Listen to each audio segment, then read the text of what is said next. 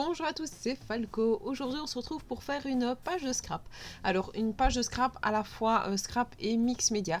Donc j'ai décidé de faire un fond un petit peu avec de la distress. Donc j'ai bien mouillé ma page et puis j'ai appliqué la distress en dessous. Alors j'ai essayé de plusieurs manières différentes, mais vu que c'est une distress qui est assez claire, évidemment, j'ai eu un peu de mal à mettre la quantité voulue et puis j'y arrivais pas du tout. À mon avis, c'est la texture aussi de la page. Donc j'ai pris une page de aquarellable de chez Action et je pense que c'est ça aussi qui a fait que j'y suis pas arrivée autant que ce que je peux le faire à un certain moment, quoi.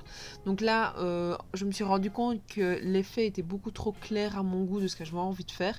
Donc j'ai essayé de remettre un petit peu de l'autre couleur, un petit peu plus bleu foncé. Donc voilà.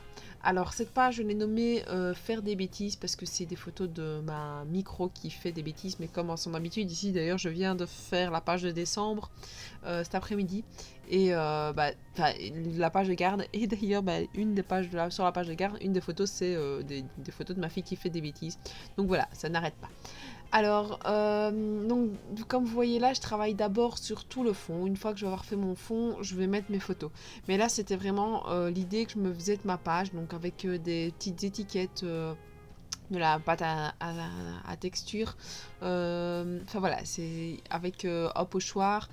Je me suis dit, je vais tout le faire, même si au final, comme d'habitude, il y a beaucoup de choses qui vont être cachées par les photos. Parce que comme d'habitude, je prépare mon fond et puis je mets ma photo. Même si je sais où là on va arriver ma photo, vu que je rajoute des papiers en plus, voilà. Alors, donc là c'est les deux photos de mademoiselle et en vous expliquant avec les photos c'est plus facile des bêtises. On a une armoire dans le bureau pour la plus grande des deux, pour qu'elle puisse ranger ses feuilles de bricolage, enfin tout son bordel du bureau, quoi. Et un des tiroirs, c'est les feuilles blanches de brouillon qu'elle peut prendre pour dessiner. Et évidemment, la petite s'amuse à aller tout sortir. Et c'est vraiment un jeu pour elle. Elle sort tout et elle tape tout dehors et puis elle fait des boulettes et puis ça la fait juste éclater de rire. Nous, ça nous fait un peu moins rigoler parce que quand il faut ranger, c'est un peu le boxon. Et donc, voilà, c'est pour ça que je l'ai appelé faire des bêtises. Alors là, vous voyez que j'ai choisi 3 papiers différents d'un bloc de chaque action que j'adore. Je sais plus le nom comme ça. Donc je prends des petits morceaux et je les mets plic-ploc par-ci par-là. Le problème c'est que la page gondole très très fort et avec le fait que j'ai mis de la pâte à structure, ça n'aide pas. Donc j'ai vraiment pas de... j'arrive pas à mettre mon papier comme il faut. Et pour vous expliquer un petit peu le moment où j'ai fait cette page, j'avais la demoiselle qui est d'ailleurs sur la photo, qui était vraiment super casse-pied. Elle passait dans des phases je pleure, j'arrête de pleurer, je pleure, j'arrête de pleurer.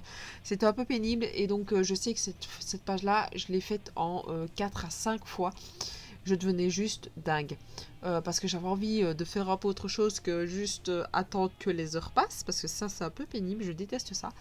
Et donc voilà, donc ça se voit pas trop que je passe d'un moment à l'autre parce que je ne touche à rien au moment où j'arrête la vidéo, j'arrête juste et vu qu'elle a accéléré, on voit pas forcément quand c'est arrêté. Donc voilà. Donc à un moment donné, j'ai laissé tomber aussi le double face parce que je me suis dit que ça n'allait pas, j'arrivais pas à faire glisser les papiers, donc je le mets avec la colle liquide, mais évidemment il faut prendre un petit peu de temps pour qu'elle colle comme il faut. Donc voilà, après et là d'ailleurs c'était une des heures que j'ai faites, c'est qu'un papier je l'ai mis avec du double face et une fois que le double face est mis ça se bouge plus et donc on ne sait pas faire glisser que quand il y a de la colle un peu liquide, ça permet vraiment de bouger. Donc ça dépend en fait un petit peu de la manière dont j'ai envie de scraper. Mais c'est vrai que quand je pose comme ça des papiers, surtout que comme vous avez vu je les ai d'abord déposés et puis je les remets après et évidemment j'oublie de comment ils étaient mis parce que mon petit cerveau il dure 3 secondes 50 au moment où j'ai décidé de faire quelque chose. Et donc voilà. Je sais pas en fait si ça sert à quelque chose de parfois de vraiment préparer ma page sans coller. Maintenant je me dis si parce que je bouge, je remets, je bouge, je remets. Et en fait là je suis en train de chipoter parce que ça m'ennuie, parce que j'ai fait un fond et je le cache. Et je vous avoue que ça m'a quand même assez bien perturbé quand je faisais ma page. J'arrivais pas à avoir l'effet voulu par rapport à ce que j'avais en tête. Mais ça, c'est souvent. Vous allez me dire, c'est tout le temps la même chose. J'ai une idée bien en tête et puis au final, j'arrive pas à faire cette idée-là. Euh, et ce qui m'ennuie surtout, c'est que le papier est vraiment, vraiment, vraiment très fort gondolé. Maintenant, après séchage, il y a quelques semaines quand même que je l'ai fait cette page-là. Mais une fois que ça est bien séché et que tout le papier s'est tendu, ça va, hein, la page donne bien. Mais c'est vrai que sur le moment même, en fait, je me dis qu'il y a des fois où il faudrait que je fasse les fonds, que je laisse sécher à mon avis bien toute la nuit et puis que je l'aplatisse d'ailleurs cette feuille parce que là ici c'est vrai qu'elle est rangée dans l'album avec toutes les autres pages donc elles sont écrasées en soi donc à mon avis bah ce serait peut-être une idée, ce serait peut-être quand même de l'écraser avant de faire le tout, mais vu que quand je fais une bière page, bien souvent j'aime bien tout faire et pas m'amuser à arrêter, refaire le jour d'après. J'aime pas faire une page sur plusieurs jours, ça me dit pas trop. Donc voilà, bien souvent même mon art journaling, je le fais même pas en plusieurs jours. J'essaye de tout faire le même jour, quitte à le faire sur plusieurs temps, mais en tout cas sur plusieurs jours, je l'ai jamais fait et j'avoue que ça m'ennuiera un petit peu. Donc voilà, sauf si c'est vraiment le soir et que je suis crevée, alors là j'arrête et je me dis je recommence le jour d'après, mais sinon j'essaye de tout faire. Là d'ailleurs vous voyez que j'appuie parce que ça m'énerve, j'arrive pas à avoir l'effet que je veux. Donc voilà. Alors, vous voyez que là, ici, je vais continuer avec mon fond parce que je le trouve un peu trop basique et je me dis qu'il faut faire encore un petit quelque chose. Donc là, j'essaye de mettre des petits décos par-ci, par-là avec un effet de ton sur ton. Une fois que c'est fait, je vais coller le tout pour voir un petit peu l'effet que ça donne. Je vais essayer de ne pas trop charger non plus cette page-là. Donc plus vous regardez les vidéos et plus vous m'entendez dire j'essaye de pas trop charger. C'est vraiment l'idée que je me fais pour le moment. Je dis pas que ça restera comme ça parce que je me connais et je sais que ça va changer. Mais c'est l'idée vraiment que je me fais de ne pas surcharger le tout. Alors là, ici, je prépare un tamponnage qui allait très bien avec la page. C'est un nouveau tamponnage que j'ai eu, mais qui va vraiment super bien avec l'idée, quoi. Donc voilà, c'est faire des bêtises et j'adore. Et puis il y a une autre partie en dessous, c'est jouer les chippies, c'est ma spécialité.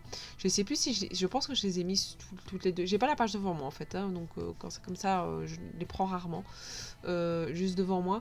Mais je sais que si c'est pas sur cette page-là que je l'ai mis sur une autre, parce que je sais que je l'ai mis ce tamponnage-là. Alors, je bouge le tout, et puis alors, je regarde, ouais, si je l'ai mis sur les deux. Et je l'ai décidé de les mettre en relief, donc avec une petite mousse 3D, pour donner un petit peu de volume. Je vais y arriver, j'allais dire de texture, mais non de volume à cette page-là, vu qu'il y a déjà avec la,